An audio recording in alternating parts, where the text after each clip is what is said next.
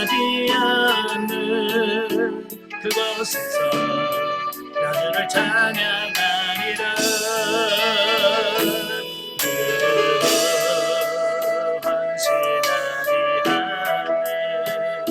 그곳에서 주께 헌신하리라. 증거하지 않는 그곳에서 나주를 증거하리라. 내가 모른다. 주를 예배하게 하소서. 주의 보혈로 덮어지게 하소서. 내가 선이고 주의 거룩한 것 되게 하소서. 주의 향기로 물들이소서. 아멘. 기도하겠습니다. 은혜로우신 아버지 감사합니다. 오늘도 귀한 시간을 아껴주시고 우리 영성훈련을 통해서 우리 영이 새로워질 수 있도록 은혜 주셔서 감사합니다. 오늘 말라기의 말씀을 같이 나눌 때에 성령께서 우리 지각을 열어주시고 깨닫게 하여 주셔서 그 말씀을 통하여 우리 영이 아름답게 세워져가는 귀한 시간 되어지게 하옵소서. 시종을 주님께 맡겨오며 예수님의 이름으로 감사하며 기도합나이다. 아멘. 예, 이 시간은 우리 교재 197페이지입니다. 197페이지를 보시면 말라기서의 서론적 이해가 나오게 되어지는데요. 자, 1제목 12권의 소선지 가운데서 마지막 책인 동시에 또한 구약의 마지막 책인 본서의 그 한글 개역 성경의 표대명에는 말라기라고 이름이 붙여졌죠. 바로 이건 히브리어로 기록되어진 성경의 말라키를 그대로 반영한 부분이다 라고 이렇게 보면 되겠어요. 자, 히브리어의 그 말라키라고 하는 말은 나의 사자라는 뜻입니다. 예. 이 말은 여호와의 사자라고 하는 의미를 지닌 히브리어의 말라키아의 축약형으로 언약의 사자의 오심을 언급하는 본서의 주제에 부합되는 제목이라고 할 수 있다라고 하는 겁니다. 그러니까 전에도 말씀드렸지만 하나님은 사람의 이름을 붙일 때에 그냥 붙이는 게 아니라 그 이름을 통해서도 하나님의 뜻을 전한다고 하는 그런 의미가 담겨져 있어요. 그러니까 말라키라고 하는 나의 사자라는 이름의 뜻에서 하나님께서 언약을 선포하는 하나님의 사자라고 하는 그런 의미가 담겨져 있다라고 하는 겁니다. 이 저자와 기록 연대를 보시면 자, 본서 1장 1절에 보면 여호와께서 말라기를 통하여 이스라엘에게 하신 경고라 이렇게 나와 있거든요. 예. 그러니까 본서의 저자가 말라기라고 1장 1절에서 이미 밝히고 있다라고 하는 거예요. 그러나 그 선지자 말라기에 대한 개인 신상에 대하여 알려진 바가 없을 뿐만 아니라 또 그 이름의 뜻이 나의 사자라고 하는 까닭에서 본서의 저자에 대하여 많은 이견들이 나오고 있는 것은 사실입니다. 자, 그 중에 대표적인 견해를 살펴보면 먼저 이 탈굽력이라고 하는 말은 아람어로 된 성경을 말합니다. 아람어로 된 성경에서는 본서의 저자를 에스라라고 기록을 하고 있다는 거예요. 예, 또 벌게이트역, 벌게이트역은 헬라어로 된 성경을 라틴어로 번역한 성경을 말하는데요. 바로 거기에서는 그 완성자인 제롬도 당시 유대인들이 본서의 저자를 에스라로 인정하고 있다라고 증언을 하고 있어요. 자, 그러나 성경에는 에스라가 제사장이요 서기관이라고 하는 기록은 있지만 선지자였다는 기록은 없어요. 그죠? 네, 때문에 그가 본서의 저자로 보기에는 약간 무리가 있다라고 하는 겁니다. 또 다음으로 대부분의 유대인 학자들이 견해로 보는 본서의 저자를 천사로 보는 견해가 있다. 예, 이건 천사가 기록했다라고 이렇게 보는 경우도 있다라고 하는 겁니다. 예, 그런데 여러분 성경에서 천사가 기록한 성경이 있어요, 없어요? 없어요. 네. 성경에서 천사가 기록한 성경은 없습니다. 하나님의 말씀을 대언하고 전해준 예는 있지만 천사가 성경을 기록한 적은 없어요. 그래서 이 천사는 옳지 않다라고 하는 뜻이죠. 예. 그래서 다른 견해가 또 있는데요. 본서의 저자 말라기가 고유의 명사가 아니라 하나님의 말씀을 전달하는 사명을 부여받은 익명의 선지자를 가리킨다라고 하는 견해가 있습니다. 네. 왜냐하면 이 성경에 말라기라고 하는 사람에 대한 어떤 이런 기록들이 없어요. 말라기라는 기록이 없기 때문에 이렇게 많은 추측이 난무하다라고 이렇게 보게 됩니다. 자, 그러나 역시 가장 타당한 견해는 뭐냐? 본서의 저자를 나의 사자라고 하는 의미의 이름을 지닌 선지자 말라기로 보는 것이다. 그냥 말라기가 기록했다라고 보는 것이 가장 적합하다라는 뜻이에요. 자, 왜냐하면 다른 모든 선지서들의 저자를 보면 실제 이름을 표제, 제목으로 삼고 있다라고 하는 거예요.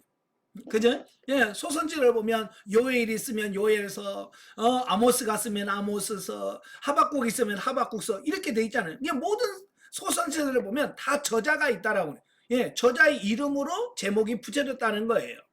예, 그래서 이 말라기서도 말라기가 쓴 것이 맞다라고 본다라고 하는 거예요. 예, 아시겠죠? 예. 또 두 번째로 다른 서신서들 가운데서도 익명으로 표제를 삼는 것이 없기 때문이라고 하는 겁니다. 예, 다른 서신서, 다른 선지서들보다 다른 사람의 이름으로 기록한 게 없다는 겁니다. 그래서 유대 전승에 의하면 그 말라기가 레위 지파 출신으로 정경 문서들을 수집하고 보관했던 대회당의 일원이었으며 또 일원이었다라고 주장을 합니다. 물론 신빙성은 없어요. 다만 본서의 내용에 비춰볼 때 말라기는 제사장 출신의 선지자일 가능성이 매우 높다라고 하는 겁니다. 왜냐하면 우리말에도 직업은 못 속인다는 말이 있어요. 그지? 자기가 우연히 이렇게 대화를 하다 보면 그 사람의 직업적인 용어들이 나오게 돼요. 저도 이제 목사님들 만나서 이야기를 하면 천상 목사다. 예, 이렇게 말 들어보면, 대화를 들어보면 천상 목사일 수밖에 없는, 왜냐하면 목회자를 일을 하니까 그런 용어를 쓸 수밖에 없는 거죠.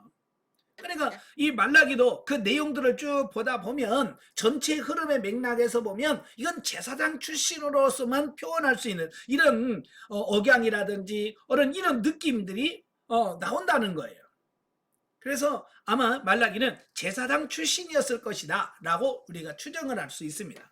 자, 한편 말라기 선지자의 신상에 대하여 분명히 알 수 없으므로 본서의 저작 시기 역시 명확하게 알 수 없다. 그렇죠? 저자가 누구라고 명확하게 딱 나오면 그게 정확하게 나오는데 이 저자부터 불분명하다는 거예요. 자, 그래서 언제 기록됐는지 잘 모른다는 거예요. 다만 본문에 보면 유대의 총독이 있었다는 점이 나오거든요. 예, 너희 총독에게 이걸 갖다 줘봐라 라고 말하는 거 보면 그 당시 총독이 있었던 시대란 말이에요. 그래요? 또 두 번째로 느헤미야의 그 본서의 유사 내용, 즉 당시의 이스라엘 죄악상 가운데 제사장들의 부패와 11조와 헌물의 경홀이 여김, 또 이방 여인들과의 자폰 이런 등들이 느헤미야서에 나오는 내용과 매우 비슷한, 똑같다라고 하는 느낌을 받는다 그 말이에요. 그래서 말라기는 스가랴가 활동한 지 약 1세기 정도가 지난 BC 5세기 중엽, 곧 에스라와 느헤미야와 거의 동시대에 활동했던 선지자였을 것이다 라고 우리가 추정을 할 수 있습니다. 자, 그런데 앞서 언급했듯이 본서의 내용은 느헤미야가 예루살렘을 두 번째 방문했을 때의 기록과 매우 일치한다라고 하는 거예요. 그러니까 느헤미야는 BC 444년 유대 총독의 신분으로 귀국을 하여서 성벽을 재건하고 BC 433년에 바사로 돌아갔다가 1년 만에 다시 돌아오죠.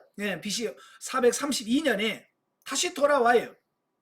그리고 나서 예루살렘에 귀국해서 종교개혁 운동을 벌이는 내용이 느헤미야 13장에 나옵니다.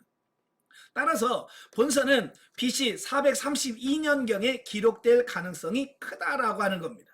그리고 거기 1장 8절에 나온 총독은 아마 느헤미야일 것이다 라고 우리가 볼 수 있다라고 하는 겁니다. 자, 세 번째, 기록 동기와 배경을 보면 본서가 기록될 당시 그 BC 5세기 중엽의 이스라엘 사회는 정치, 종교, 경제적으로 매우 암담한 상태였다라고 하는 겁니다. 그래서 우리가 보통 말라기 이후 예수님이 오시기까지 기간을 우리가 영적 암흑기라고 표현하거든요. 왜냐하면 정치적으로나 경제적으로나 모든 면에서 굉장히 어려운 시기였다라고 하는 거예요. 이 시기가.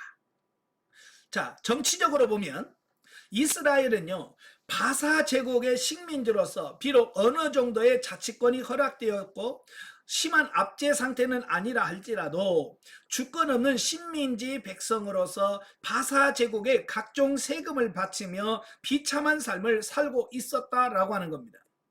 그러니까 그들이 바벨론에서 포로로 끌려갔다가 다시 본국으로 돌아와요. 본국으로 돌아오긴 했지만 여전히 아직도 바사 제국의 속국에 위치해 있어요. 그래서 왕도 못 세우고 그저 바사 제국에서 임명한 총독이 다스리는 그런 상황이라 그 말입니다. 여러분, 나라의 주권이 없다고 하는 말은 굉장히 힘들다는 거예요. 자, 우리나라도 대한민국 독립을 했죠. 해방이 됐어요. 그래서 대한민국이라는 국가를 형성했지만 사실은 우리나라도 100% 완전한 자립한 나라는 아니에요. 아직도 군사력으로 보면 미국의 영향을 많이 받고 있잖아요. 그죠? 그래서 해마다 미군하고 뭐 미군 주둔 비가 얼마냐 뭐 지금 그거 가지고 논쟁을 많이 하고 있잖아요. 우리나라도 지금 해방된 지가 언제예요? 그런데도 아직도 스스로 자립한 자주 국가는 아니라는 거예요. 어느 정도 지배를 받고 있어서 미국의 눈치를 많이 보고 있는 어떤 그런 상태예요. 자, 경제적으로 보면 계속되는 가뭄으로 인하여 또 병충해 또한 메뚜기 떼의 습격 등으로 논밭과 포도원이 극심하게 황폐하게 되었다. 예, 그러니까 본국으로 돌아와서 성전을 지었지만 계속해서 뭐가 되냐, 가뭄이 와요, 병충해가 옵니다. 농사를 지어놓으면 메뚜기가 와서 싹 쓸어버립니다. 그러니까 경제적으로도 굉장히 어려운 시대였어. 또 종교적으로도 이사야, 학개, 스가랴, 선지자에 의하여 예언된 그 영광스러운 메시아 왕국이 지극히 인본주의적이고 민족주의적 관점에서 가시적이며 즉각적으로 임할 것으로 믿었던 이스라엘 백성들이 BC 537년 제1차 바벨론 포로 귀환 이후 언 1세기가 지났음에도 불구하고 실현되지 않는 데에 대하여 많은 의구심을 품고 있었다라고 하는 겁니다. 자, 이게 무슨 말이냐면 이사야 선지자가 다시 이사야의 영광스러운 회복을 예언을 했어요. 이사야 선지자가. 또 학개 선지자가 성전을 지을 때 뭐라고 그래요? 오늘부터 너에게 복을 주겠다. 그죠? 오늘부터 너에게 복을 주겠다 그래서 그 이스라엘 사람들은 성전을 지으면서 굉장히 큰 기대를 갖고 있었어요. 그것도 영적인 기대가 아니라 현실적이에요. 그죠? 그래서 그 나라가 번성하고 잘 먹고 잘 살게 되는 부강한 나라를 건설할 거라고 하는 소망을 가지고 왔어요. 근데 벌써 성전을 완성한 지가 100년이 지났어요. 100년이 지났는데 여전히 어려워요. 여전히 힘들어요. 그러니까 그들이 낙심하게 되는 거예요. 이거 뭐지? 복 준다며. 그죠? 오늘부터 너에게 복을 주리라. 그건 어디 간 거야? 그러면서 점점 그들의 상황이 나빠지니까 그들은 하나님에 대한 존재 이런 부분도 의심을 갖게 되고 정말 하나님이 살아계셔? 정말 하나님이 우리와 함께 하시는 거 맞아? 라고 하는 하나님의 존재까지도 의심하게 되는 이런 부분이 나왔다 그 말이에요. 자, 그러다 보니까 이스라엘 사회에서는 경건하게 하나님을 섬기는 자들보다 당장의 안일과 만족을 얻기 위해 온갖 불의를 일삼는 자들이 더욱 횡행하게 되었으며 그에 따라 하나님의 공의에 대한 신앙의 의구심도 증대해져 갔다라고 하는 겁니다. 예, 그러니까 자꾸 어려워지니까 사람들이 점점 하나님을 의식하지 않아요. 그래서 하나님 앞에 살던 사람들이 이제는 하나님의 존재를 믿지 않으니까 그냥 자기 멋대로 사는 거예요. 그러니까 불의가 행행하고 죄가 만연할 수밖에 없는 거예요. 그런데도 어때요? 하나님께서 전혀 안 계신 것처럼 역사를 안 하신단 말이에요. 그러니까 그들이 정말 하나님이 계시다면 세상이 이럴 수가 있냐. 그래서 하나님의 존재마저도 의심하게 됐다고 말이에요.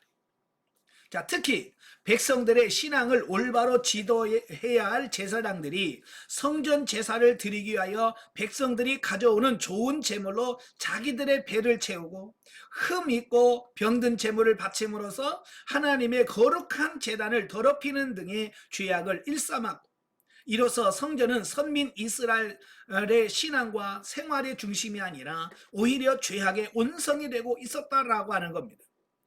그러니까 신앙, 하나님의 존재를 믿지 않으니까 하나님의 예배 드려 나올 때 정말 영과 진리로 나오겠습니까?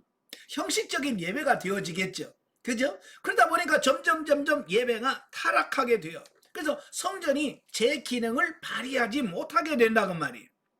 그래서 도리어 성전이 하나님께 예배드리고 하나님을 섬기는 장소가 아니라 성전을 통해서 죄를 짓는 장소, 더 죄를 짓도록 만드는 곳이 되었다라고 하는 것을 더 심각한 문제라고 하는 사실입니다. 자, 오늘도 마찬가지예요. 앞에 보면 교회, 옆에 봐도 교회, 세상에 교회가 참 많습니다. 그죠? 저희 사는 데로 보면 많은 분들이 와서 교회가 왜 이렇게 많아요? 라고 할 만큼 십자가가 많아. 그런데 정말로 교회다운 교회가 바로 있을까라고 하는 거예요. 정말 교회가 교회다운 역할을 제대로 감당한다면 우리나라가 이렇게 타락하고 그렇게 할 수 있겠는가라고 하는 거예요. 교회가 교회 역할을 못하면 세상이 타락해집니다. 그때 당시도 마찬가지예요. 성전이 제 기능을 발휘하지 못하는 겁니다. 그리고 그러한 제사장들의 불의에 불만을 품은 백성들은 성전 제사와 제사장들의 생활 유지비로 쓰이는 11조 헌납을 소홀히 할 수밖에 없었다라고 하는 사실입니다. 지금도 이런 현상들이 많이 나타납니다. 가끔 저한테 상담 전화가 오면서 그래요. 자기 교회가 교회 같지 않다는 거예요. 헌금 내봐야 맨날 땅만 사고 이런 것만 하지 정말 선교사에게 이런 걸 안 한다는 거예요. 그래서 자기 교회는 헌금을 하고 싶지 않다는 거예요. 자, 그런 질문을 많이 받아요. 그러니까 믿음이 식어지게 되면 하나님께 드리는 이 헌금마저도 아까운 생각이 들게 되고 내지 않고 싶어 하는 마음이 들더라는 겁니다. 자, 이와 같은 신앙생활의 파괴가 가정 또는 사회생활의 파괴를 가져온 것은 필연적인 것이다 라고 하는 겁니다. 제가 강의하면서 종종 그런 말씀을 해요. 우리는 예배의 성공자가 돼야 된다. 예배 성공자라고 하는 것은 뭐예요? 정말 우리 예배가 하나님이 받으실 만한 온전한 예배, 영과 진리로 예배하는 그런 예배가 되어야 돼. 근데 많은 분들이 정말 영과 진리로 하나님이 받으시는 예배를 드리는 것이 아니라 형식적인 예배가 너무 많은 거예요. 그래서 많은 분들이 뭐 교회 오늘 갔다 왔어, 오늘 예배 드렸어 라고 하는 어떤 그 자리에 내가 있었다고 하는 것으로 우리는 모든 것을 만족해버리는 이런 경우들이 참 많습니다. 그래서 형식적인 예배를 드리다 보니까 결국 뭐예요? 내가 변화가 안 되는 거예요. 예배 드리고 왔는데도 불구하고 영적으로 충만하지 않는 거예요. 그러니까 많은 성도들이 교회 가서 예배 드리고 와서 싸워. 왜? 교회 가서 은혜 받고 영적으로 충만해서 와야 되는데 그게 안 되어지는 거예요. 그러니까 예배 드리고 와서 싸우고, 예배 드리고 와서 죄 짓고, 자, 그런 현상들이 나타나니까 예배 드리고 와서 싸우는데 주중에는 오죽하겠습니까? 그죠? 주일이라도 예배 드리고 와서 싸우는데 주중에는 어떻게 하겠어요? 말할 것도 없겠죠. 바로 이스라엘 백성들의 현재 상황이 그렇다 그 말이에요. 여러분들 예배 성공자가 돼야 돼요. 여러분이 정말 드려지는 예배를 통해서 하나님께는 기쁨이 되어지지만 여러분의 영에는 충만히 채워주는, 영적으로 충만하게 채워짐을 받는 그런 시간이 돼야 된다 그 말이에요. 그게 예배 성공자가 되는 거예요. 제가 전에도 지나가는 말로 말씀드렸지만 많은 사람들이 주일날 가서 봉사하고 와서 교회에서 오자마자 아이고 하고 침대로 벌벌벌 기어 들어간단 말이에요. 그건 예배 성공 못한 거예요. 예배 실패한 거예요. 왜? 영적으로 채워지지 않았다는 얘기예요. 아시겠죠? 그래서 여러분들이 내가 정말 예배 성공자냐 아니냐, 이것은 예배 드리고 저녁에 집에 갔을 때 아이고 피곤해 죽겠네, 그러면 이게 성공 못한 거예요. 예배 드리고 와서 정말 나는 행복하다, 오늘 정말 은혜 충만하다 라고 해서 뭔가 마치 밥을 많이 먹으면 배가 든든하잖아요. 뭐죠? 말로 표현할 수 없지만 뭔가 든든한 느낌이 있는 것처럼 예배 드리고 나서 이런 든든함이 여러분 안에 있어야 돼요. 그게 성공자예요. 만약에 그게 안 되고 아직도 힘들다고 그러면, 주일날 봉사하고 가서 난 너무 힘들어라고 한다면 여러분 뭔가가 문제가 있는 거예요. 하나님과 예배가 제대로 된 예배가 안 되고 있다는 얘기예요. 이스라엘은 마찬가지예요. 성전에서 하나님께 올바른 예배가 이루어져야 되는데 성전에서 올바른 예배가 안 드려지는 거예요. 그러니까 은혜가 안 입혀지는 거죠. 은혜가 안 입혀지니까 어떻게 제대로 신앙생활할 수 있겠습니까? 없지요. 그러다 보니까 계속 타락하고 부패할 수밖에 없는 상황이 연속되더라라고 하는 사실이에요. 자, 이미 에스라, 느헤미야의 개혁을 통해서 이방인과 통혼의 문제가 다시 심각하게 대두되고요. 또 남편이 애매히 아내를 학대하며 또 강제로 이혼하며 내쫓는 폐역함 등이 바로 그 대표적인 예들이다라고 하는 사실입니다. 그러니까 예배 성공하지 못하니까 집에 와서 아내를 학대하고 아내를 쫓아내고 이혼을 하고 이런 현상들이 많이 나타난다라는 사실이에요. 여러분도 교회에서 예배를 잘 드려보세요. 은혜 받아보세요. 부부간에 싸움이 없어집니다. 예? 부부간에 갈등이 줄어들어요. 가정에 여러 가지 문제들이 줄어들게 돼 있습니다. 예배에 성공하지 못하면 바로 이런 문제들이 발생하게 되어져요.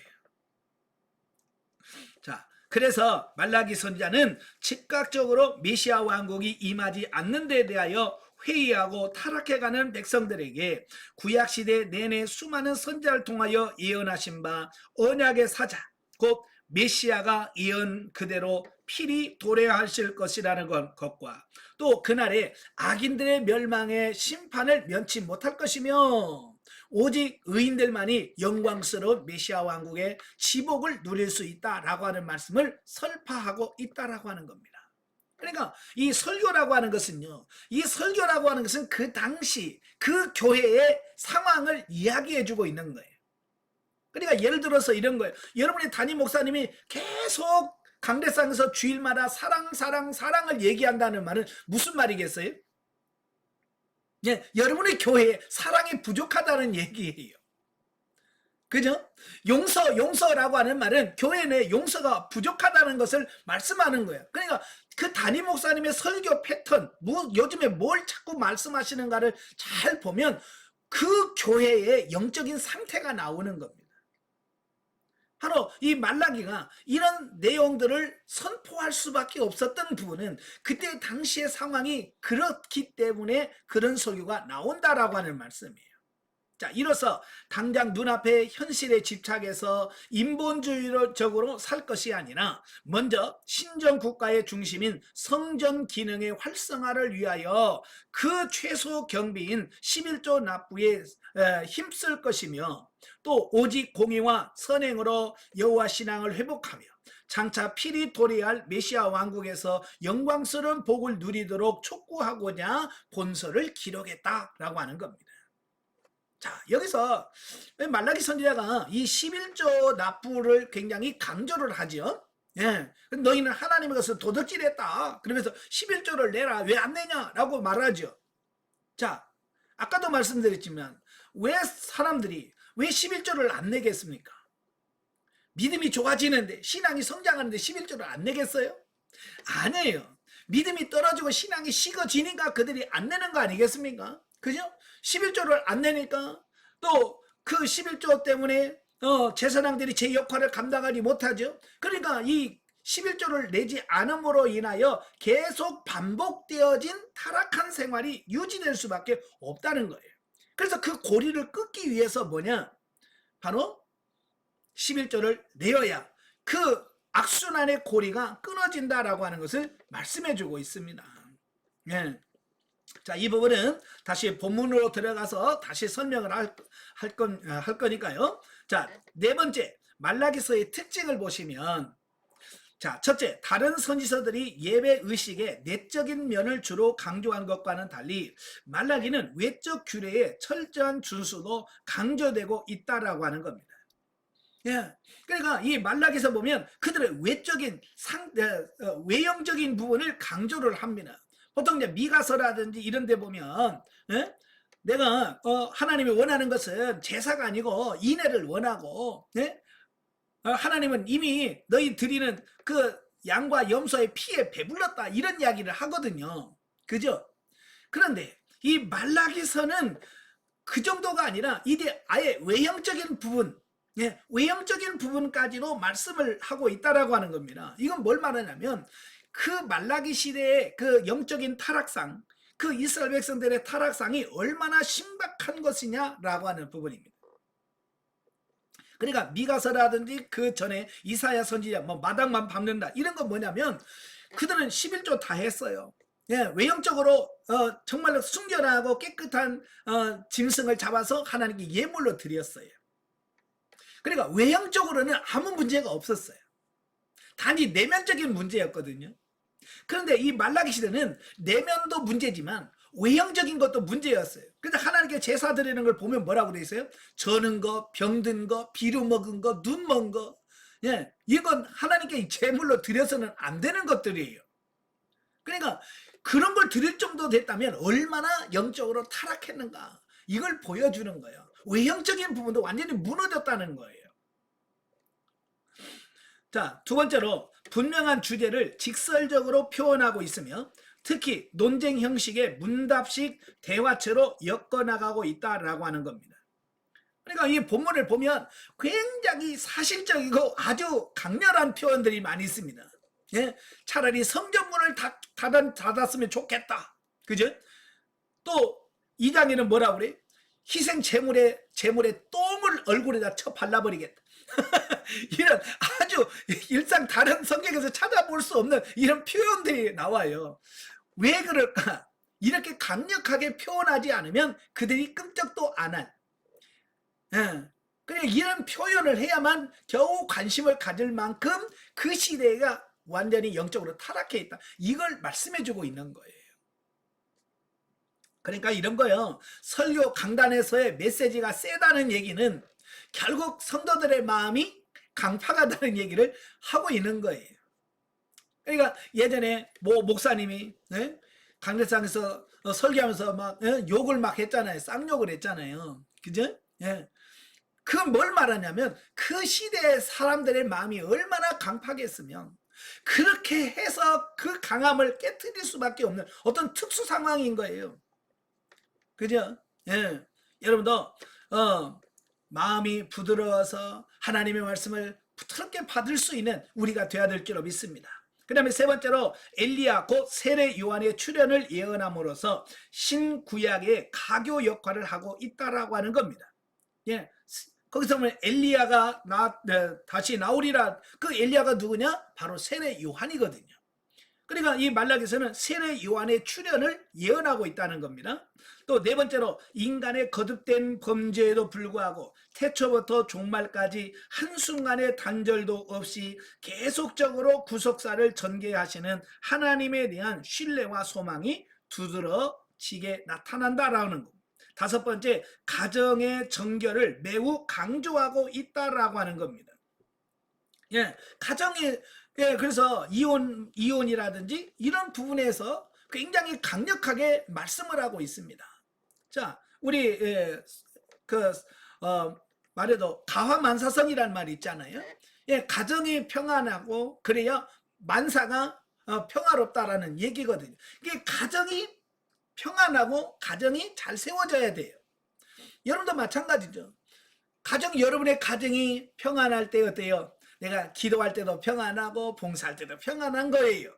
예, 바로 이런 부분을 말씀해주고 있고요. 그 다음에 여섯 번째, 이방 민족에 대한 언급이 전혀 없이 이스라엘 민족의 잘못에 대한 책망과 권고 및 예언으로만 일관되어지고 있다라고 하는 것을 말씀해주고 있습니다.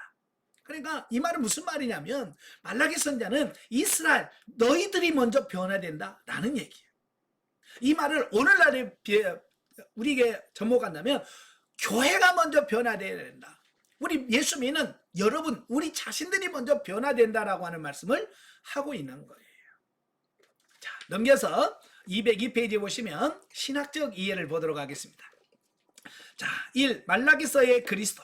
야, 성경 전체가 예수 그리스도에 대한 기록이라고 그랬죠. 자, 말라기에서 나타난 예수 그리스도의 모습은 첫째, 온전한 제사를 드리실 대제사장으로 오실 그리스도를 예표하고 있다라고 하는 겁니다.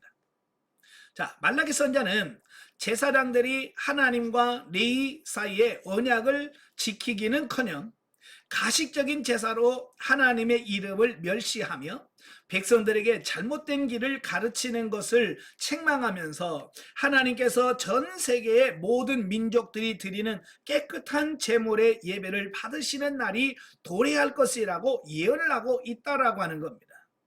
예. 그러니까 오늘 이 본문을 보면 왜 완전하신 메시아, 즉 예수 그리스도가 대제사장으로 오셔야만 하는지를 보여주는 겁니다. 왜? 그때 당시 제사장들이라든지 이런 사람들이 타락했단 말이에요. 그래서 제 역할을 감당하지 못하는 거예요. 그래서 완전한 대제사장이 필요하다, 요청된다라고 하는 것을 이 말라기서에서 보여주고 있는 거예요. 자, 이는 그리스도께서 레위 자손의 제사장들과는 달리 멜기세덱의 반차를 쫓는 영원한 대제사장으로 오셔서 거룩한 자신의 몸을 하나님께 단번에 드려 구원을 이루심으로써 그리스도를 믿는 모든 자들이 각자의 교회에서 하나님께 자신들을 거룩한 산 제사로 예배 드리게 하실 것임을 예언한 것이다 라고 하는 겁니다. 그러니까 예수님이 오시면 지금까지는 구약에 짐승을 잡아서 예배를 드렸잖아요. 소, 염소, 양, 비둘기를 잡아서 그 피를 바르면서 그 제물을 태워드리고 그러면서 제사를 드렸잖아요. 근데 예수님이 오시고 난 이후에는 더 이상 소나 염소나 양을 잡아서 드리는 제사가 아니란 말이에요. 그죠? 이제 하나님 원하는 제사는 뭐예요? 거룩한 산제사. 산제사라고 하는 것은 죽는 제물을 태우는 제사가 아니라 살아있는 나를 제물로 하나님께 드리는 거예요. 살아있는 나를 제물로 드린다는 것은 뭡니까? 예, 삶을 통해서 그 하나님의 말씀대로 사라진다, 그 얘기예요. 예, 그래서 여러분의 삶 속에서 이제 거룩하신 하나님의 말씀이 여러분의 삶 속에서 사라져지고 되어지고 나타나는 것, 이걸 산제사라고 말씀해 주고 있습니다. 어때요? 여러분의 삶 속에서 실제가 되어지시나요? 예? 하나님 말씀 여러분 삶 속에 실제가 돼야 안 돼요? 예? 원수를 사랑하는 게 나오고 있습니까? 예? 원수는 그냥 지금 집안에 같이 사는 사람도지 사랑하고 있지 못하고 뭐 또 그러고 있지는 않습니까? 예. 이제는 사라지셔야 돼. 아멘. 예. 사라지는 단계까지 가셔야 돼. 그다음에 두 번째로 언약의 사자로 오실 그리스도. 자, 본서에서 말라기 선자는요, 언약의 사사가 오사 죄를 깨달지 못하는 이스라엘 백성들을 연단하여 깨끗게 함으로써 하나님과의 언약 관계를 다시 세우는 역할을 할 것이라고 예언을 하고 있습니다. 이는 그리스도께서 이 땅에 오셔서 옛 언약들의 약속들을 모두 성취하시고 죄인된 자들을 부르사 회개하는 자들을 성령으로 인치시는 사역을 통해 영적 이스라엘을 사무심으로 단절됐던 하나님과 인간 사이의 회복을 시키시는 새 언약의 중보가 되실 것을 예언하셨다라고 하는 겁니다. 그러니까 예수님께서 이 땅 오실 것은 예전에 구약에서 예언된 그 성경 예언을 성취하신 것이다. 창세기 3장 15절은 여자의 후손으로 오실 것에 대한 언약이잖아요. 바로 그 언약을 예수님이 실제로 이루셨고, 또 사무엘하 7장 11절 16절까지 보면 다윗의 언약, 예, 다윗의 언약을 성취하시는 바로 이런 부분들을 말씀해 주고 있습니다. 예, 그래서 구약에 예언되진 그 언약대로 예수님께서 오셨고, 그래서 그 언약을 완전하게 성취시키는, 성취시키시는 예수님이시다라고 하는 것을 말씀해 주고 있습니다. 자, 그런 의미에서 이 말라기서는 구약과 신약을 연결해 주는, 구약과 신약을 연결해 주는 가교의 역할을 하고 있다라고 하는 것을 보게 되고요. 자, 세 번째는 생명의 빛으로 오실 그리스도에 대해서 말씀을 합니다. 자, 말라기 선지자는 본서의 결론부에서 여호와의 크고 두려운 날에 의인과 악인에 대한 하나님의 심판이 확연히 다르게 나타날 것을 예언하고 있습니다. 즉 의인들에게는 의로운 해가 떠올라서 치료하는 광선을 바람으로 외양간에서 나온 송아지처럼 기쁨이 있겠지만, 악인들은 의인에게 밟히어 의인의 발바닥 밑에 재와 같은 신세가 된다라고 하는 것을 말씀해 주고 있습니다. 그러니까 그 하나님의 심판에는 반드시 양면성이 나타나요. 의인은 하나님의 영광스러운 구원이 나타나고, 악인들에게는 하나님의 철저한 징계와 심판이 있습니다. 이 항상 이 두 가지가 나와요. 자, 여기서 보면 그 의인들에게는 의로운 해가 떠서 외양간에 나오는 송아지처럼 기쁨이 있겠지만, 그래, 이러면서 외양간에 나온 송아지 여러분 보셨어요? 저는 시골에서 예전에 어렸을 때 소를 키워봐서 압니다. 그 외양간이라고 하는 곳에 소를 이렇게 가둬놔요. 네. 가둬놓다가 그걸 가끔 소를 밖으로 이렇게 내보낼 때가 있거든요. 그러면 태어난 지 얼마 안 된 송아지가 그 외양간에 갇혀 있다가 얼마나 답답하겠어요. 예. 그래서 외양간에 나오면 이 송아지들이 막 팔짝 뛰면 팔짝팔짝 막 뛰어다닙니다. 예. 그 모습을 보고 이 말라기 선지자가 바로 외양간에서 나오는 팔짝팔짝 뛰는 그 송아지처럼 기뻐할 거다라고 말씀하고 있는 겁니다. 그러나 악인들은 그렇지 않다라고 하는 겁니다. 자, 여기서 의로운 해는 어둠을 물리치는 태양과 같이 절대적 의로움으로 죄인을 구원하시는 그리스도를 상징하고 있습니다. 또한 의로운 해의 치유는 그리스도로 말미암아 죄의 모든 결박에서 해방되어짐을 의미한다라고 하는 겁니다. 자, 그러나 그리스도를 믿지 않는 자들에게는 어두움의 빛이 어두움이 빛을 견디지 못하듯이 그리스도께서 그들의 모든 죄악을 밝히 드러내시며 그 행위대로 심판하실 것임을 가리킨다라고 하는 겁니다. 그래서 하나님의 심판의 기준은 성경에서 명확하게 말씀해 주고 있어요. 내가 너희를 심판하겠다라고 할 때 그 기준이 뭐냐면 심은 대로 거두겠다, 또 행한 대로 갚아주겠다. 이게 하나님의 심판의 분명한 기준이에요. 다시 말하면 우리가 산 그대로, 잘 살았으면 잘 사는 대로 상을 받고, 못 살으면 못 사는 대로 하나님의 징계를 받고, 이건 분명한 거예요. 그러니까 이 말은 뭐예요? 너희가 잘 살아야 된다는 얘기예요. 왜? 우리가 산 대로 심판을 받기 때문에. 자, 네 번째로 그리스도 강림을 예언함. 자, 본서는 그리스도의 초림과 재림에 대한 예언이 구약의 다른 어느 책들보다 깊이 있게 나타납니다. 먼저 초림은 주의 길을 예비할 사자 엘리야, 곧 세례 요한의 출현과 연관되어서 나타나고, 예, 재림은 종말의 때에 강력한 심판조로 임하실 것이 예언되어지고 있다라고 하는 겁니다. 예, 그래서 이 말라기에는 예수님의 초림도 예언되어져 있고 예수님께서 마지막 재림하실 것도 예언되어진 그 책이다라고 볼 수 있습니다. 그래서 예수님의 초림은 구원주로서 우리를 구원하시려고 오셔요. 그러나 재림하시는 분은 이제 세상을 심판하시러 오시는 겁니다. 그래서 성경 보면 예수님이 같은 예수님인데 오시는 목적이 초림이냐 재림이냐에 따라서 목적이 확실하게 다르다라고 하는 거예요. 자, 이러한 예언 가운데 초림 예언은 본서가 기록된 지 약 400년이 지난 뒤 세례 요한과 성육신하신 예수님께서 출현하심으로써 그대로 성취 되어졌습니다. 자, 이렇게 초림이 성취됐다면 말라기가 예언한 재림도 역시 오겠죠. 그죠? 예. 그러니까 1차 성취는 2차 성취에 대한 확증이라고 볼 수 있는 겁니다. 예. 그래서 예수님의 재림, 물론 언제인지는 잘 몰라요. 예. 재림의 날짜를 아는 사람은 아무도 없어요. 예수님이 나도 모른다, 천사도 모른다, 이건 아버지만 안다 그랬기 때문에 예수님의 재림의 시기는 아무도 몰라. 그러나 분명한 것은 확실하다. 예, 확실하다라고 하는 것만 우리가 알 수 있습니다.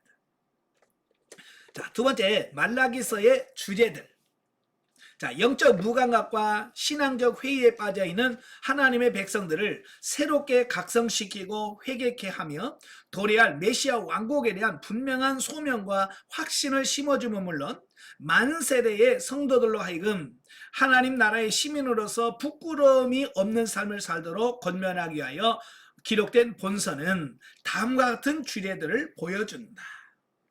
첫째, 하나님의 사랑을 보여준다. 자, 하나님께서는 자기 백성을 외모나 사회적 지위에 의하여 택하시는 것이 아니라 오직 하나님의 전적인 은혜로 택하시고 사랑하신다라고 하는 것을 말씀해 주고 있어요. 자, 하나님은 지극히 미미하고 이민족의 노예에 불과했던 이스라엘을 택하시고 언약을 맺으셨고 친히 인도하심으로써 큰 민족을 이루게 하심은 물론 그들의 범죄에도 불구하고 끊임없이 그들을 사랑하셨다라고 말합니다. 자, 이러한 이스라엘 선민 이스라엘에 대한 특별한 하나님의 사랑은 이스라엘 전 역사에 드러난다라고 하는 겁니다. 그와 같이 하나님은 성도들을 오직 당신의 은혜로 택하셨으며 세상 끝나는 날까지 영원히 변치 않고 사랑하실 것이다 라고 말씀해주고 있습니다. 자, 하나님이 여러분을 사랑하시죠? 네. 하나님 여러분 분명히 사랑하십니다. 하나님의 여러분을 사랑한다라고 하는 것을 뭘로 증명할 수 있을까라고 하는 거예요. 예. 하나님이 여러분을 사랑한다라고 말 때 과연 하나님이 나를 사랑한 증거가 뭐냐라고 하는 거예요. 뭘로? 예. 하나님의 사랑을 뭘로 나타나냐면 우리를 선택하시고 택하신 하나님의 선택을 통해서 내가 너를 사랑하고 있다라고 하는 의미다라고 하는 말씀인 거예요. 자, 예를 들어서 여러분의 남편이 왜 여러분을 택해서 아내로 삼았을까요? 뭐 하니까? 사랑하니까. 사랑하니까. 여러분도 남편을 아무도 못 그 남편 보면서 내가 저 사람한테 나의 모든 걸 맡겨야 되겠다. 왜? 사랑하니까. 그렇잖아요. 사랑하니까 선택하는 거예요. 마찬가지로 하나님이 이스라엘을 선택하는 것은 뭐냐? 하나님의 사랑이었다라고 하는 사실이에요. 자, 1장에 보면 그래요. 하나님이 이스라엘 백성들 향해서 내가 너희를 사랑하였노라. 그러니까 이스라엘 백성들이 뭐라고 그래요? 왜 무슨 하나님 우리를 사랑한다고 하십니까? 네? 하나님 우리를 사랑하고 맞아요? 자, 이런 거거든요. 자, 이게 무슨 말이냐면 우리는 뭔 사랑이라고 하면 뭔가를 막 줘야 되고 잘 되게 해야 되고 뭐 이런 걸 생각하기 쉬워요. 근데 아까도 말한 것처럼 이스라엘 백성들이 바사에서 돌아와서 성전을 지었지만 그들에게는 계속 온 건 뭐냐면 현세적인 축복? 이게 안 왔어요.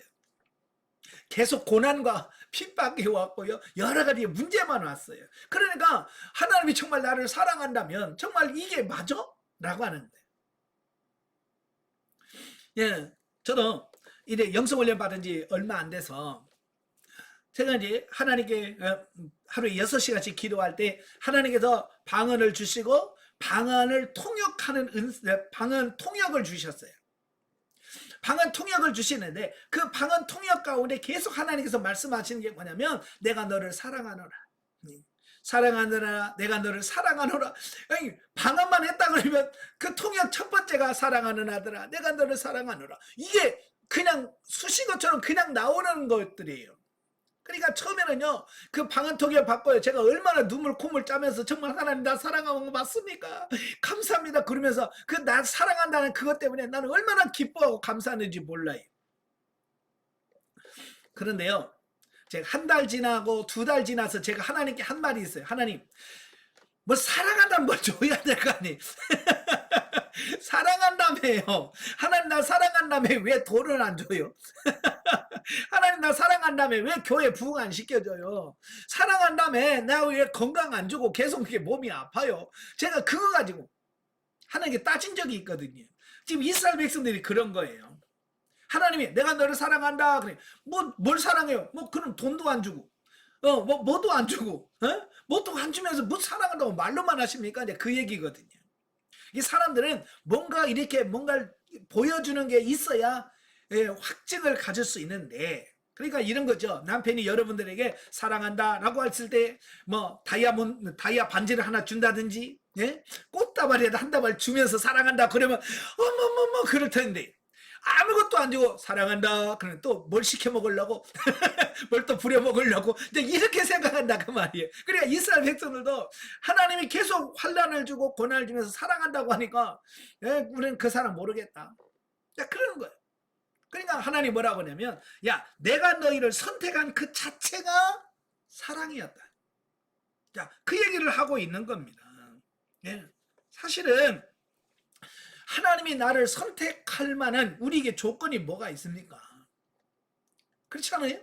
우리가 남들처럼 그렇게 잘생기기를 했나요? 뭐 재산이 많나요? 머리가 좋기를 하나요? 예. 뭐 우리 정말 하나님 앞에 저도 목사입니다만은 가끔마다 이런 질문해요. 하나님 왜 나 같은 걸 불렀어요?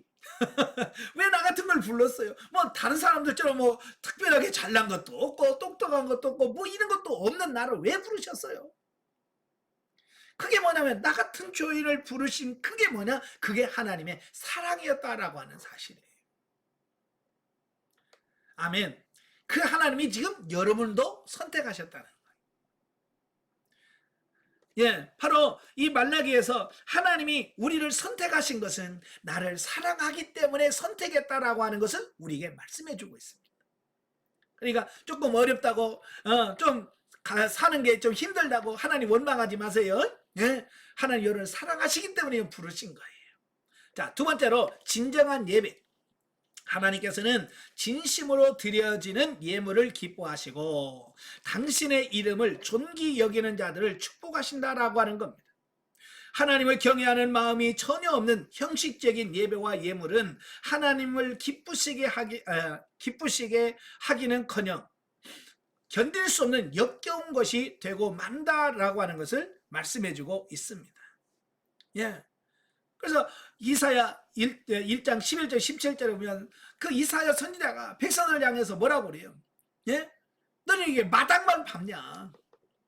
정말 그 성전에 왔으면 성소로 들어가고 지성소에 들어가서 하나님을 만나고 하나님과 영적인 교제가 이루어지는 이런 예배가 돼야 되는데 왜 마당만 슬쩍 밟고 나 뭐 오늘 교회 출석했어요 하고 그냥 가면 이게 무슨 의미냐라고 하는 거예요.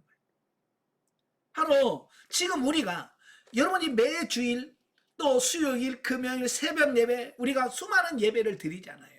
그 많은 예배를 드리는 과정 속에 과연 주님이 인정하는 예배, 정말 주님이 그래 내가 너 예배 잘 드린 거 내가 받았다라고 정말 주님이 받으실 만한 예배를 드리고 있는가? 여러분 자신들을 한번 되돌아보시에요. 어때요? 내 예배는 하나님은 틀림없이 받았어. 자신 있습니까? 확신 있으세요? 없으세요? 그럼 없다면 뭐가 문제가 있는 거 아니에요. 그죠? 그러면 그냥 고개만 살랑살랑 할 게 아니라 정말로 내가 문제가 뭘까? 하나님 뭐가 문제지요?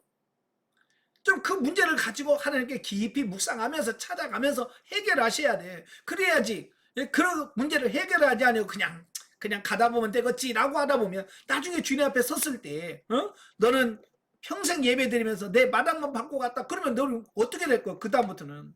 네? 그러니까 지금부터라도 점검 잘 해보십시오. 하나님은 영이시며 만홀히 여김을 받으시는 분이 아니시기에 정말 영과 진리로 진정과 신령으로 예배하는 그런 성도가 되어야 될 줄로 믿습니다. 자, 세 번째, 지도자들의 책임. 자, 영적 지도자들은 하나님의 말씀을 백성들에게 가르쳐 그들로 하여금 죄에서 떠나게 하며 올바로 이끌어야 할 책임이 있는 하나님의 종들이다. 따라서 만일 백성이 하나님을 경외치 아니하고 하나님을 떠나 죄악 가운데 행한다면 그것은 1차적으로 영적 지도자들이 하나님을 두려워하지 않고 하나님의 말씀을 바로 전하는 책임을 등한히했기 때문이다 라고 하는 겁니다. 참 이건 굉장히 중요한 말씀들이에요. 지도자가 성도들 앞에 바르게 세워져야 성도들은 그 지도자를 따라가는 거예요. 여러분 부전자전이라는 말 있잖아요. 그 아버지의 그 아들이다. 예, 그 아들은 결국 그 아버지를 본받아서 아버지가 하는 행동을 따라한다는 거예요. 그러니까 아들을 바꾸려면 아버지가 바뀌어야 돼요.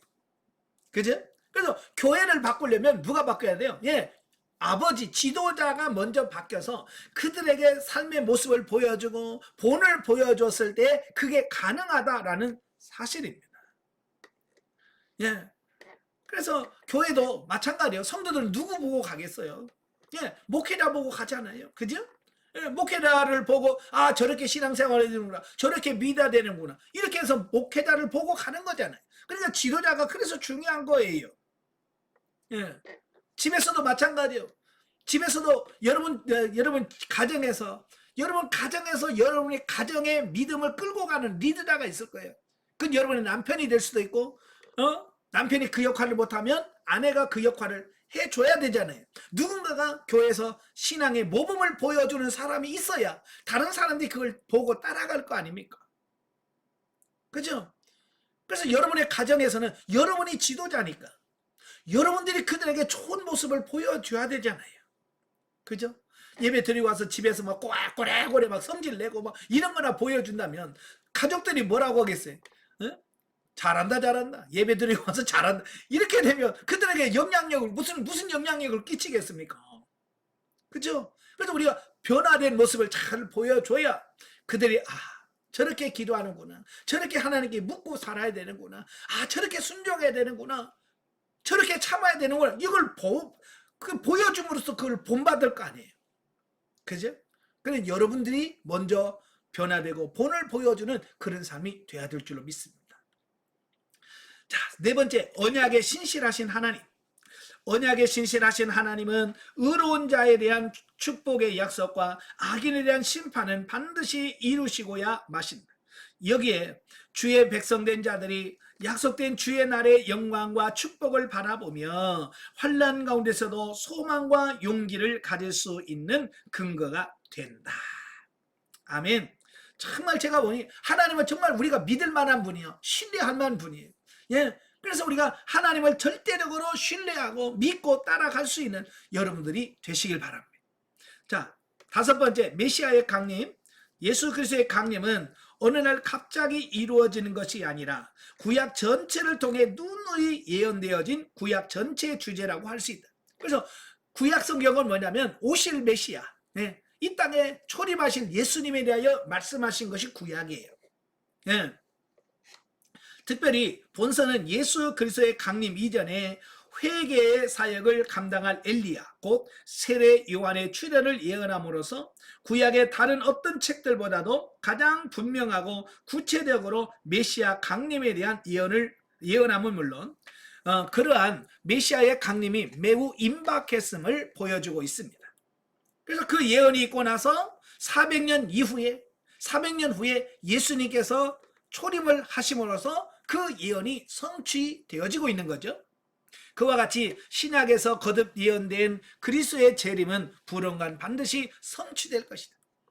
예수님의 초림의 성취는 결국 예수님의 재림의 성취를 미리 보여준 것이다 라고 볼 수 있는 거죠. 자, 세 번째, 말라기서와 현대 성도.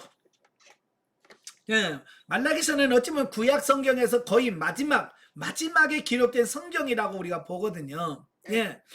그래도 지금부터 약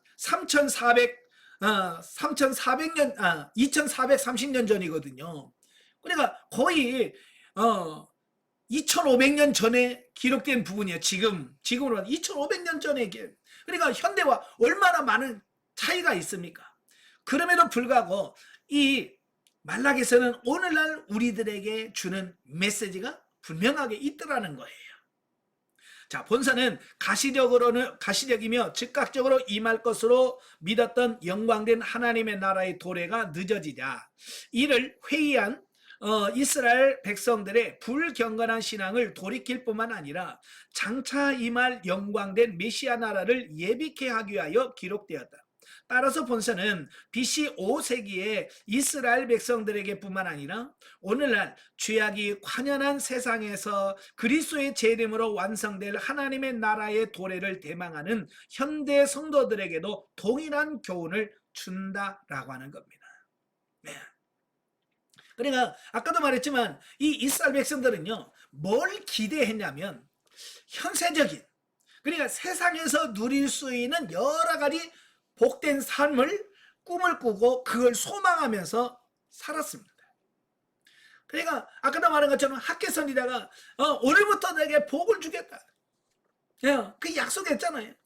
그러니까 그들은 이 복을 뭘로 생각했냐면 현세적인 복, 물질적인 복, 우리 사람의 눈으로 가시적으로 볼 수 있는 이런 복들을 추구했다 그 말이에요. 그런데 이스라엘 백성들이 100년이라는 시간이 지났어요. 성전이 완성이 되고 100년이라는 시간이 지났음에도 불구하고 여전히 그들은 나아지는 게 하나도 없었어요. 아니, 더 어려워졌어요. 그러니까 그들이 신앙의 회의를 품는 거예요. 정말 이게 진짜냐? 정말 하나님이 살아계신 건 맞냐? 라고는 하나님의 존재까지도 의심하게 되어지는 어떤 이런 부분들이 있었다라고 하는 사실입니다.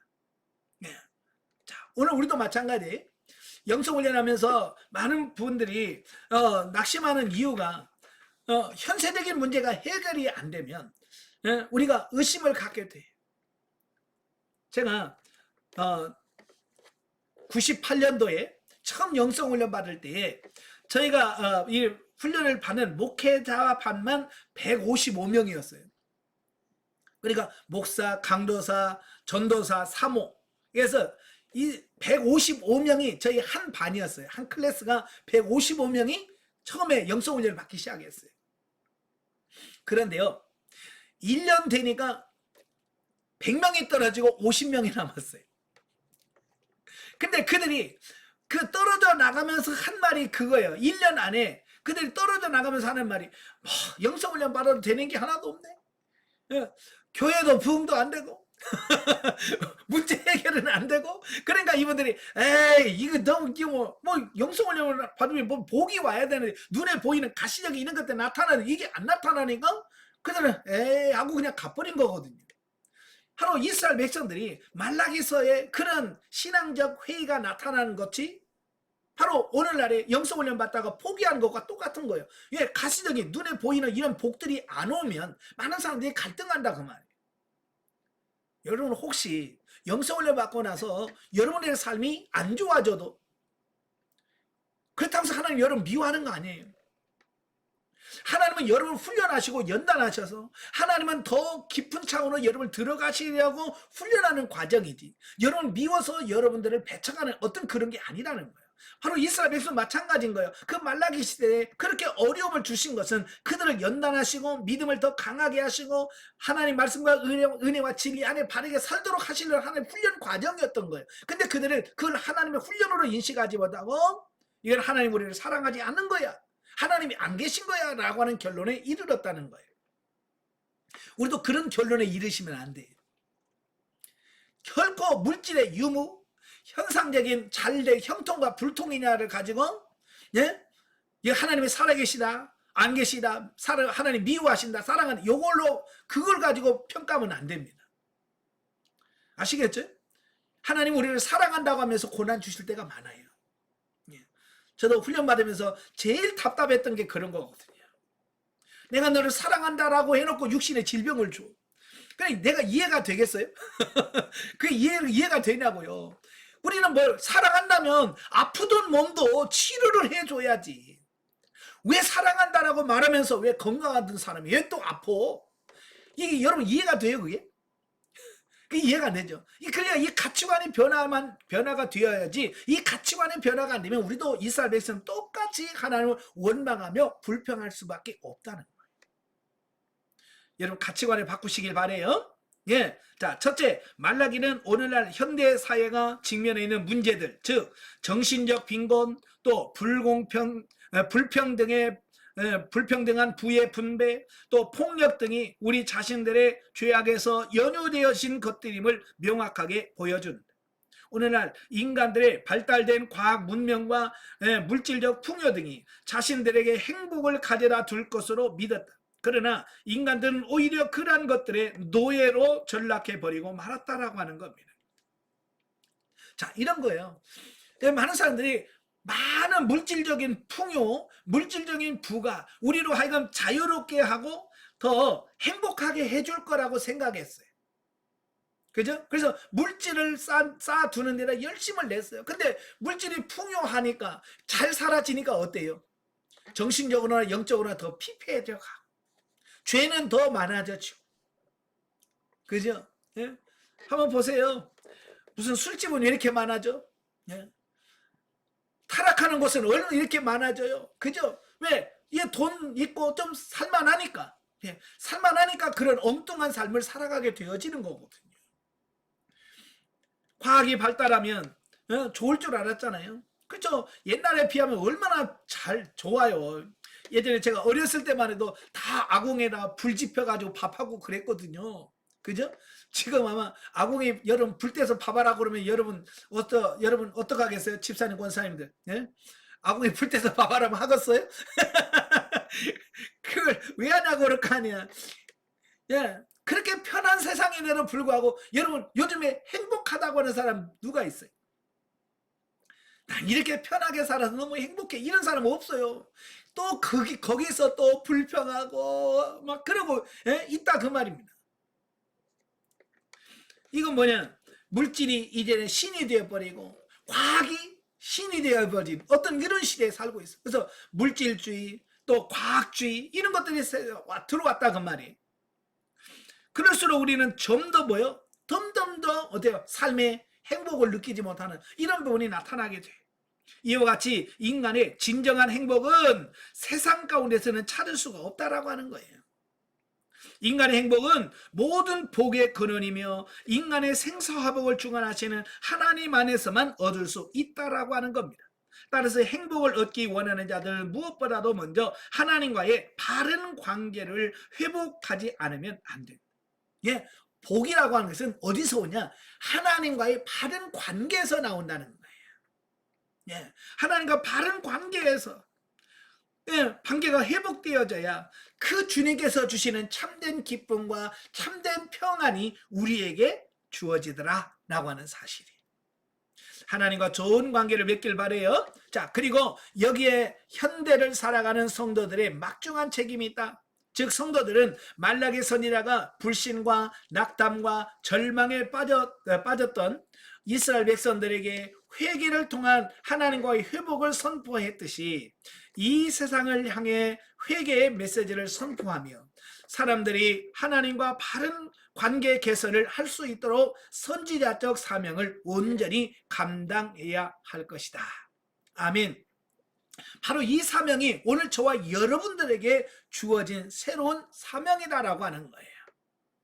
우리도 하나님과의 관계가 회복되어질 뿐만 아니라 다른 사람들도 관계를 회복할 수 있도록 도와주고 그걸 주선해주는 역할을 저와 여러분들이 해야 된다라고 하는 것을 말씀해주고 있습니다. 그래서 여러분들이 역할이 중요한 거예요. 여러분들이 교회에서 정말로 행복한 모습을 보여줘야 돼. 아시겠어요? 정말 기도의 재미가 얼마나 좋은지를 보여줄 수 있어야 돼. 그래서 여러분들 모여서 막 기도하면서 행복해야 다른 사람들이 권사님은 왜 이렇게 기도가 그렇게 재밌어? 그럼 재밌지. 그래야 되는데 인상 쓰면서 기도하니까 다른 사람들이 기도가 얼마나 힘들으면 저렇게 인상을 쓸까? 그래서 좋은 모습을 못 보여주니까 아이고 기도는 저렇게 힘든가 보다. 아이고 기도는 포기해야지. 이렇게 되면 안 되잖아요. 여러분 좀 행복한 모습을 좀 보여주십시오. 그래서 그 행복한 비결을 사람들이 물어야 될 거 아니야. 권사님 왜 이렇게 행복해 보여요? 권사님 왜 이렇게 좋아 보여요? 라고 해서 내가 다른 게 아니고 하나님과 관계가 좋아지고 하나님과 영적인 깊은 교제를 하다 보니까 내가 이렇게 행복해 라고 해서 그들에게 전해줘야 될 거 아니에요. 그죠? 그래 자신이 있어요? 자신이 있든 없든 그건 해야 돼요. 왜? 저와 여러분의 사명이 그거니까. 자, 두 번째로 성도들은 범사에 하나님의 은혜를 헤아려 보아야 한다. 우리는 종종 눈앞의 손해나 환난으로 인해 지금까지 하나님께서 베풀어 주신 귀한 은혜를 쉽게 잊어버린다. 그러나 우리가 조금만 객관적인 눈을 가지고 다시 우리의 삶을 점검해 본다면 우리는 우리에게 주신 하나님의 은혜가 한없이 많음을 깨닫게 될 것이며 이러한 깨달음은 환난과 고난에 처해 있는 성도들에게 항상 새로운 힘과 소망을 주게 될 것이다 라고 하는 것. 참 우리는 그래요. 눈이 조금만 열려서 보면 하나님께서 내게 베푸신 은혜가 너무 많아요. 그죠? 여러분 지금 건강해서 모르죠? 병원에 가봐요. 코에다가 호스 꽂고 손에다가 호스 달고 이런 사람들 보면 여러분 당장에 뭘 느낍니까?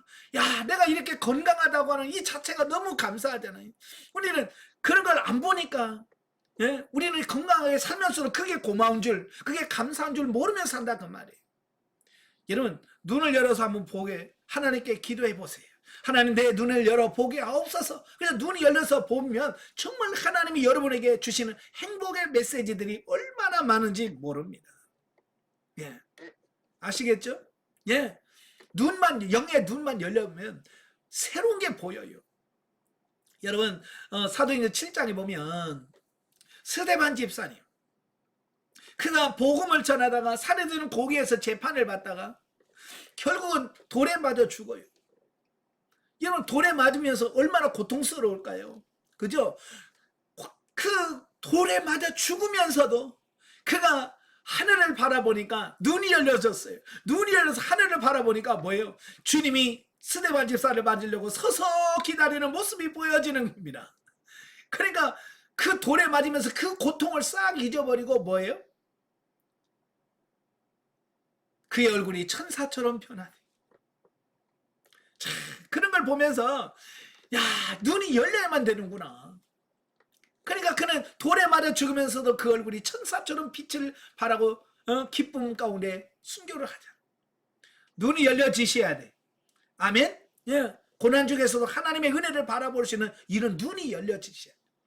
그 다음에 세 번째, 종교 지도자들이 죄악에 빠져 있음으로 해서 하나님의 공의를 외칠 수 없을 때 그 사회 전체는 타락하고 부패하게 된다. 오늘날 우리가 사는 시대가 기준이 없는 사회가 되고 죄악이 관영해지고 있는 것은 바로 종교 지도자들이 타락하고 빛과 소금의 역할을 감당해야 할 성도들 자신들이 이 소임을 다하지 못한 까닭이다라고 하는 겁니다. 예, 여러분 사람에게는 다 양심이라는 게 있어요. 양심이라는 게 있어서 내가 살면서 다른 사람에게 이야기하면 아주 자신 있게 이야기를 해요. 이게 내가 산 부분은 자신 있게 얘기. 근데 내가 살지 못하는 부분에 대해서는 자신 있게 말을 못 합니다. 그죠? 저도 마찬가지예요. 설교하면서 내가 경험하고 체험한 부분은 아주 자신 있게 큰 소리 칩니다. 그런데요, 내가 경험하지 않고요, 체험하지 못한 부분은 저도 자신 있게 못해요. 양심이라는 게 있어요. 여러분도 마찬가지예요. 여러분들이 살려면 여러분이 먼저 사라지는 역사가 있어야 돼요. 제가 다윗을 보면서 그렇더라고요. 다윗이 자녀 교육을 진짜 못했어요. 그죠? 그래서 암논이 자기 이복 여동생을 겁탈하고 또 압살롬이 형을 죽이고 막 이런 또 반역을 하고 이런 부분들이 나타났잖아요. 왜냐하면 다윗은 왜 자녀들을 교육을 그렇게 잘못했을까요? 예, 자기부터 잘못했거든요.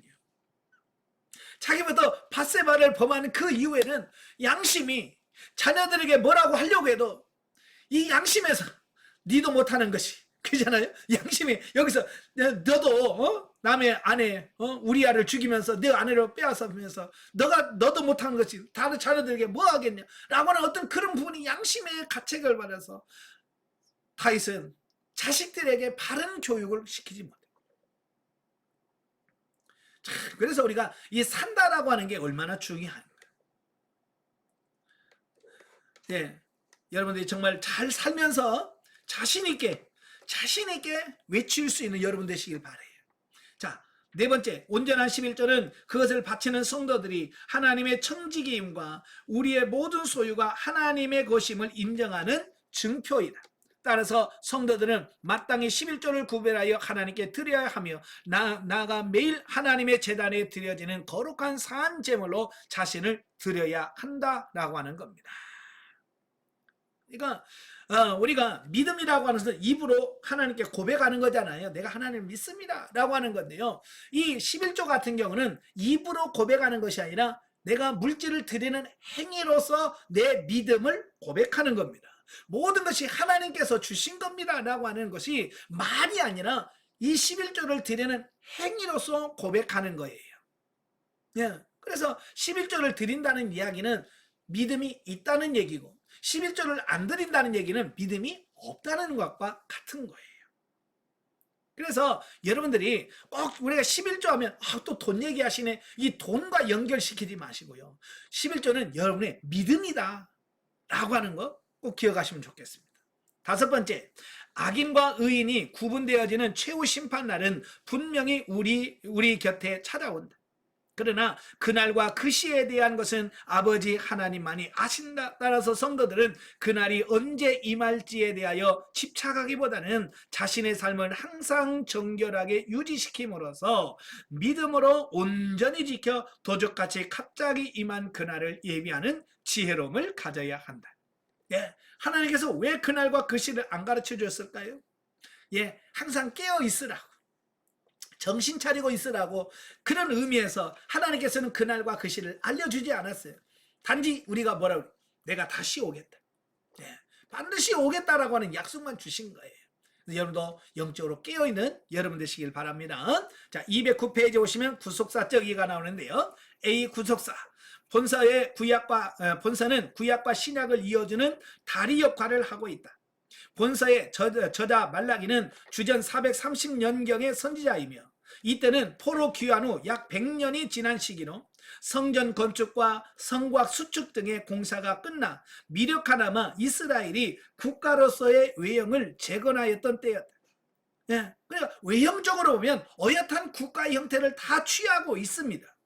이건 뭘 가르치냐? 오늘도 외형적으로 보면 내가 신앙인다운 외형적인 모습을 갖추고 있는 것을 의미하는 거예요. 그런데 실질적으로 그 이스라엘 백성들의 삶을 보면 어때요? 예, 온전하게 누리지 못하잖아요. 그죠? 바로 오늘도 외형적으로 보면 뭐 교회에서 권사요, 집사요, 뭐요, 예? 뭐 이런 일을 잘 하는 것처럼 보여줄 수 있잖아요. 그죠? 그러나 정말 하나님이 찾으시는 것은 뭐예요? 예, 정말 내면에 정말 하나님을 바르게 믿는 그 신앙, 그게 있는가라고 하는 부분이에요. 자, 그러나 당시 백성들의 영적 풍토는 외식주의와 속임수, 율법 경시 등의 악한 풍조가 만연하는 최악의 상태에 있었다. 말라기 선지자는 이러한 백성들에게 신앙 회복을 요구하며 동시에 하나님의 공의로운 심판을 선포하고 있다라고 하는 겁니다. 예, 많은 사람들이 오늘도 외형적인 신앙생활이 전부라고 생각하며 사는 분들이 너무 많아요. 그러니까 외형적이라는 게 뭐예요? 예, 주일날 가서 예배 드리고 너 교회에서 적당히 봉사 좀 하고 헌금도 하고 그러면 그게 모든 것이 다 됐다라고 생각한다라고 하는 것을 보게 됩니다. 자, 그런데 바로 이 부분에 대해서 우리에게 경고의 메시지를 던져주고 있다라고 하는 것을 보게 됩니다. 예. 그래서 우리가 정말 외형적인 것만 갖춘다고 되는 게 아니라 정말 내면 여러분의 영이 하나님의 바로 세워져야 된다는 걸 말씀하고 있습니다. 자, 구속의 적용을 보시면 율법의 초창기 시대는 율법이 잘 지켜져서 평안을 누렸던 시대다. 그러나 사사시대를 보면 백성들이 불순종해서 그들의 역사가 전쟁으로 얼룩진 시대로 기록된 것을 보게 됩니다. 그러니까 모세와 여호수아 시대는 그래도 율법을 잘 지키는 시대예요. 그래서 그들은 가는 곳마다 전쟁에서 승리를 하고요. 누려지는 게 있었어요. 근데 사사시대부터 점점점 하나님의 말씀대로 살지 않음으로 인해서 어때요? 전쟁이 일어나게 되고 각가지 어려운 문제가 생겨지는 거거든요. 예. 그래서 결국은 뭐예요? 바벨론의 포로가 되어지는 비참한 사건까지 발생되어지고 영적 암흑기를 맞게 된다는 거죠. 하나님께서는 불순종을 일삼던 우리에게 세례 요한을 보내주셔서 주의 길을 예비하게 하심이고 또 이어서 독생자 예수 그리스도를 이 땅에 보내주셨다. 이로써 하나님의 구원 계획이 성취되어 우리들로 하여금 구원에 이르게 하시고 그에 걸맞는 신분의 삶을 살게 하셨다.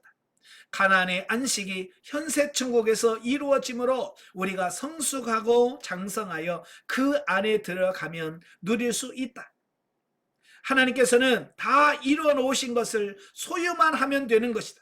소유하는 방법은 영적인 성숙을 통해서 참된 안식에 들어가는 것이다. 아멘. 그러니까 저와 여러분이 하루빨리 성장하고 성숙해서 주님이 마련해 오신 그 영적인 그 깊은 세계에 들어가서 참 안식을 누리는 상태까지 가야 된다, 그 말씀을 하고 있습니다. 빨리 성장하시길 바래요. 자, 211페이지 보면 영적 이해입니다. A 비유. 모든 영의 아버지가 되시는 하나님은 우리의 영혼을 먼저 다루시고 성장시킴으로 영혼과 더불어 육신의 일까지 형통케 하시는 사랑이 많으신 분임을 깨달아야 된다. 그러니까 하나님은 우리를 다루시는 방법에 있어서 영이 먼저냐 육이 먼저냐라고 할 때 하나님은 항상 영이 먼저라는 사실이에요. 아시겠죠? 그래서 하나님은 우리의 영을 먼저 다루시고 영을 훈련시키시고 영을 새롭게 하는 것이 하나님의 목적이고 목표라는 거예요. 예. 그래서 우리가 영성훈련을 받으면서 안 될 수 있어요. 육신적으로 더 어려울 수 있습니다. 왜? 나를 영으로 세우기 위해서는 육신의 문제가 안 돼야 되기 때문에 그렇다라고 하는 거예요. 그러니까 육신의 문제가 안 된다고 해서 영의 문제까지 안 되는 건 아니라는 거예요. 아시겠죠? 그러니까 육신의 환경 문제 가지고 되니 안 되니 그런 거 하면 안 돼요. 예. 그래서 우리가 자꾸 하나님과 우리 부딪히는 게 우리는 육신 먼저 해결해 달라고 하는 거고 하나님은 아니야, 영부터 내가 먼저 해줄게. 그래서 하나님과 우리가 자꾸 이 부딪히는 부분은 우리는 육이 먼저고 하나님은 영이 먼저이기 때문에 그렇다. 빨리 여러분 내려놓으셔야 돼요. 내려놓고 하나님, 그래요, 내 영이 먼저 새로워지길 원합니다. 그래서 영이 새로워지면 육의 문제는 자연적으로 가는 거예요. 저도요, 이것 때문에 하나님과 참 많이 다투었어요. 저도 기도할 때마다 항상 뭘 놓고 기도하는, 육을 먼저 놓고 기도했거든요. 교회 빨리 부흥시켜 주세요. 예, 돈 좀 주세요. 뭐 이런 거 있잖아요. 그게 제 기도의 1순위였고요. 그게 목적이었어요. 근데 영성훈련하니까 그렇게 기도해도 자꾸 하나님은 있는 돈 빼가시고 그나마 있던 성도들 다 이사 보내시고 내가 원하는 거하고 정반대로 가시는 거야. 그러니까 저도요, 이것 때문에 얼마나 혼돈스러운지 몰라요. 그래서 저도 하나님께 많이 따졌습니다. 하나님 나 사랑한다며. 사랑하면 성도를 붙여주고 성도를 붙여줘서 교회가 잘 되게 해야지. 왜 그 있는 성도 마저 가게 하십니까? 저도 하나님이 그 하시는 이게 이해가 안 됐어요. 그래서 저도 그 문제 가지고요 엄청나게 하나님을 매달리면서 기도했습니다. 네, 정말 울고 불고. 그럴 수 있습니까? 여러분, 하나님이요, 이 성도들 교회 이사를 가게 하시는데요, 시원찮은 사람은 안 보내. 교회에서 이제 꼭 쓸만한 사람들 있잖아요. 헌금 좀 하고 봉사 좀 하고, 아이고 이제 좀 우리 교회 좀 일꾼 좀 되겠다, 그런 사람들만 이사 보내요. 야, 그 남아있는 사람은 맨날 헌금도 안 하는 사람들, 기도도 안 하는 사람, 예배도 잘 안 나오는 사람들, 예? 설교에도 말귀도 못 알아먹는 분들, 이런 분들만 남겨놓고 쓸만한 사람들 먼저 따버려. 그러니까 미치는 거야 이게. 예. 내가 처리가 안 되니까. 그래서 그것 때문에 막 울고 불고, 하나님 그럴 수 있습니까? 너무합니다, 너무합니다. 그래서 하나님을 계속 울면서 너무하다고. 근데 그런 과정이 있었기 때문에 오늘 제가 있는 거예요. 그런 과정을 통해서 제 육신의 문제를 내려놓고 처리하기를 원합니다. 여러분도 먼저 영의 문제를 먼저 해결되기를 원합니다. 예. 또한 신약시대의 성도들은 만인 제사장이라고 칭하던 루터의 말과 같이 우리가 영적 제사장으로 삶을 살 수 있도록 인도하시는 하나님의 섭리를 영적인 비유로 말씀하고 있음을 이해해야 된다. 자, 실제, 영적 실제를 보면 하나님께서 육신 중심의 일은 다 무너뜨리신다는 사실을 알아야 된다. 영으로서 몸에 행실을 죽여야만 한다. 그러기 위해서는 영적인 변화와 훈련과 성장을 통해서 영적 실제가 되어야 한다. 예를 들어 A라는 사람과 나하고의 인간관계를 보면 하나님이 A라는 사람과 나 사이에 신령하고 거룩한 사랑의 열매를 드리기를 원하시니 싸워서 불화의 열매를 드리기를 원하지 않으신다. 당연히 그런 거예요. 예? 여러분 자녀를 낳았는데, 예를 들어서 자녀 둘을 낳았어. 근데 이 자녀 둘이 맨날 싸워. 여러분 부모로서 어때요? 자식들이 맨날 싸우면 기뻐요? 행복합니까? 아니잖아요. 정말 가슴 아픈 거예요. 왜 한 부모에서 난 자식인데 왜 싸워? 이 자녀들이 싸울 때마다 부모의 마음이 아프듯이 여러분도 마찬가지예요. 여러분들 가운데 서로 다투고 싸운다면 우리 영의 아버지 되신 하나님의 마음이 그만큼 아프시다는 것을 기억하시길 바래요. 성도 간의 삶은 아름다운 열매를 맺는 사랑의 관계로 계속되고 발전돼야 된다. 아멘. 하루속히 모든 대인관계가 인간적인 관계에서 영적인 관계로 성숙되어야 한다.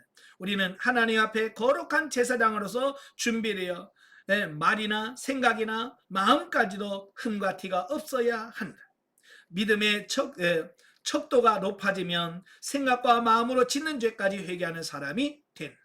여러분 영적으로 성장해서 여러분 언행 심사까지도 주님이 원하시는 수준까지 변화되고 새로워지는 귀한 은혜가 있기를 주님으로 축원합니다.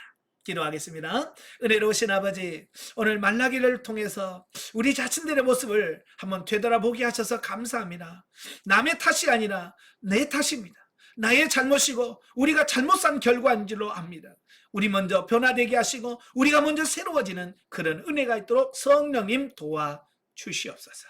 예수님의 이름으로 감사하며 기도합나이다. 아멘. 하나님께 드립니다.